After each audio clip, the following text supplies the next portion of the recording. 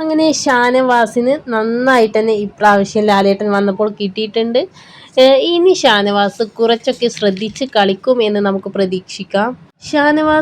ഷാനവാസിൻ്റെ നിലപാടിൽ നിന്ന് അങ്ങോട്ടോ ഇങ്ങോട്ടോ ഒരു മാറ്റം വരുത്താതെ മറ്റുള്ളവർ പറയുന്നതൊന്നും മനസ്സിലാക്കാതെയുള്ള ഒരു പെരുമാറ്റം തന്നെയാണ്. അതുകൊണ്ട് തന്നെ ലാലേട്ടൻ എല്ലാവരോടും ഷാനവാസിനെ കുറിച്ച് ചോദിക്കുന്നു. അവരെല്ലാം ഷാനവാസിനെ കുറിച്ച് മോശം പറയുന്നു.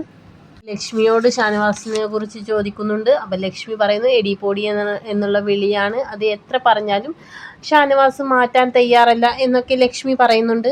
അതുപോലെ ആദിലയെ ഒരു ടാസ്കിൽ അടിക്കുന്നുണ്ട്. അപ്പോൾ അതിനെക്കുറിച്ചും ആ ഒരു വീഡിയോ കാണിച്ചു കൊടുത്തിട്ട് തന്നെ ആദിലയോടും ചോദിക്കുന്നുണ്ട്. അപ്പോൾ ആദിലയും പറയുന്നുണ്ട് ഞാൻ പറഞ്ഞ് മനസ്സിലാക്കുന്നുണ്ട്, അങ്ങനെ ദേഷ്യം വരരുത് എന്നുള്ളതെല്ലാം. പക്ഷേ പുള്ളി അതൊന്നും കേൾക്കാൻ തയ്യാറല്ല എന്നാണ് ആദിലയും പറയുന്നത്.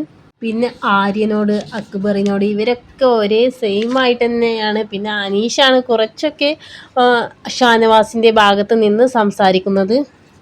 ഒരാളുടെ മുന്നിൽ മുട്ടുമടക്കാത്ത ആളാണ് ഷാനവാസ്. അങ്ങനെ ഒരു പ്രകൃതക്കാരനാണ്. ചെറുതായിട്ട് എന്തെങ്കിലും ഒന്ന് പറഞ്ഞാൽ തന്നെ വളരെ ആ ദേഷ്യം ഉള്ളിൽ വെച്ചുകൊണ്ട് നടക്കുന്ന ഒരാളാണ് ഷാനവാസ്. അതുകൊണ്ട് തന്നെ ലാലേട്ടൻ നന്നായിട്ട് തന്നെ ഷാനവാസിനെ കുറിച്ച് ദേഷ്യത്തോടു കൂടി ഷാനവാസിനോട് സംസാരിച്ചപ്പോൾ കുറച്ചെങ്കിലും ആ ഒരു ദേഷ്യം ഷാനവാസ് മുഖത്ത് കാണിച്ചു.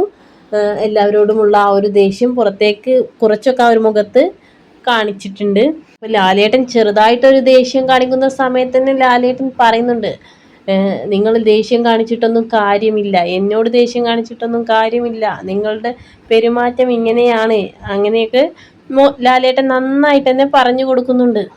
നിങ്ങൾക്ക് 7ൻ്റെ പണി ഞാൻ വെച്ചിട്ടുണ്ട് എന്നാണ് ലാലേട്ടൻ പറഞ്ഞിട്ടുള്ളത്. എന്തായാലും ഇനി അങ്ങോട്ട് കുറച്ച് ടാസ്ക് ബുദ്ധിമുട്ട് തന്നെയായിരിക്കും ഷാനവാസിനെ എന്ന് വിചാരിക്കാം. ലാലേട്ടൻ അങ്ങനെ പറഞ്ഞിട്ടുണ്ടെങ്കിൽ അതെന്തായാലും അങ്ങനെ നടന്നിരിക്കും.